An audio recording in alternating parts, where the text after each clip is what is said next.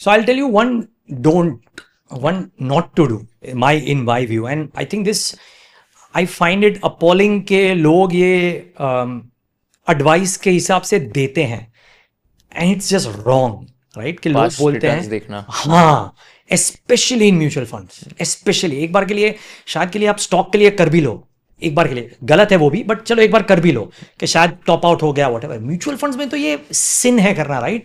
कि आप लास्ट 1 साल 2 साल 3 साल देखो, अरे बहुत अच्छा कर दिया तो अभी यही फंड अच्छा करेगा। It's just wrong because it is not possible, right? ये वो तो कॉइन टॉस हो गया है, आप ये कर रहे हो, गलत कर रहे हो।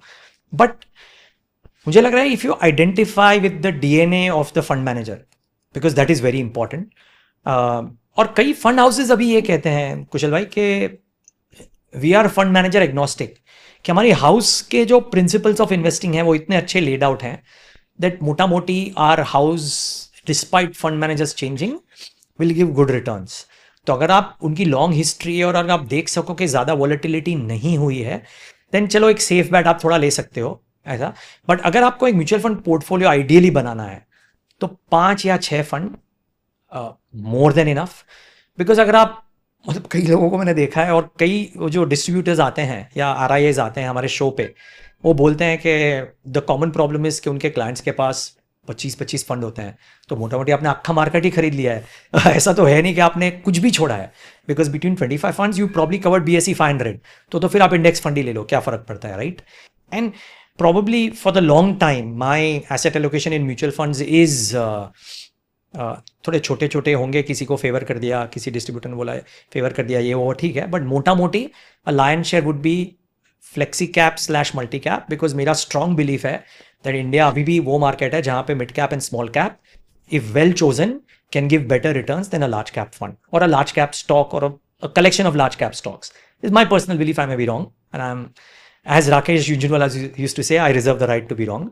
But I believe that flexi-cap, multi-cap funds can give much better returns than a pure play large cap fund. My personal belief, right? So, वो allocation काफ़ी ज़्यादा है. A lot of people should do multi-asset funds. And if I didn't have physical investments in gold or a gold ETF, then I would have done a multi-asset fund as well, because that gives me exposure to gold.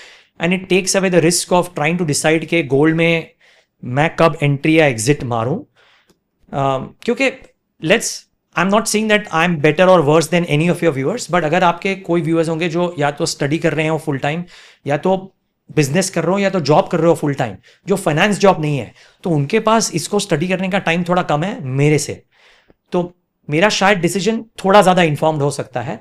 So maybe I can take a call slightly better, maybe, again ये भी maybe है, than some of your viewers कि ये timing करना है कि नहीं करना है, राइट? पर से वैसे timing is gone wrong most times, और फिर भी अगर करना है तो बट हाँ, तो you leave that decision to a fund manager who you identify with.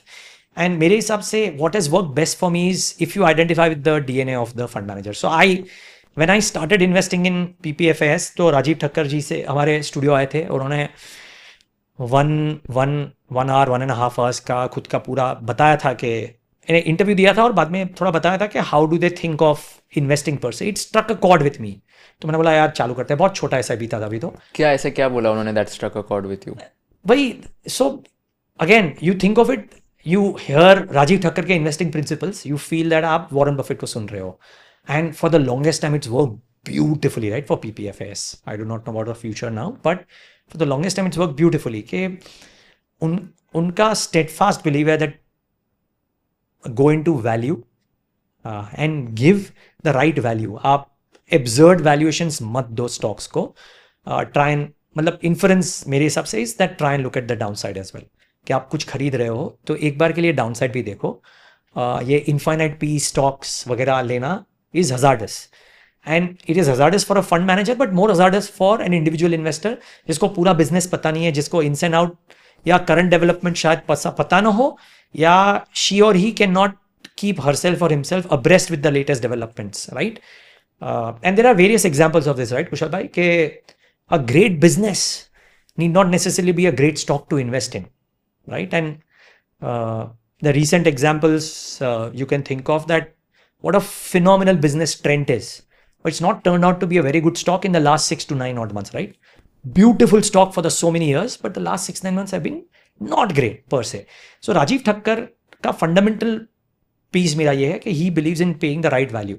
और वो महंगा स्टॉक होगा तो usually you will not find them in their portfolio, right? So they may underperform for a brief bit. He's said it number of times कि in markets which are flying high, he's happy to miss out on the last few returns as long as he can keep his mind sane and his portfolio sane. So I think it strikes with you कि यहाँ पे safety is paramount for this fund manager, and a lot of or all of his investing is also in his funds. Right? That is, I'm not saying that is a prerequisite for any fund manager, but it struck a chord with me back then. Now when I invest into a mutual fund, I don't ask the fund manager कि भाई are you investing also or no? Because if I like the DNA of the fund manager, and there are various people, I wouldn't want to name the others. आपने पहला पूछा था मैंने बोल दिया. There are a lot of them who are friends, so I don't want to get into individual names. But if I identify with the DNA of the person, and private conversations में भी पता होता है, public conversations में पता होता है, कि आप थोड़ा सुनते हो तो आपको पता चलता है कि यार ये बंदी या ये बंदा मेरे हिसाब से सोच रहा है और मुझे कंफर्ट है. बाद में शायद मेरा पोर्टफोलियो थोड़ा अंडर परफॉर्म करेगा, ठीक है यार, I am not in a race with anybody else. आपका पोर्टफोलियो शायद आपको 15-16-17% देगा, मेरा शायद 13-14% देगा. I am fine with it, मुझे फर्क नहीं पड़ता है. I am in a race with myself, not with others.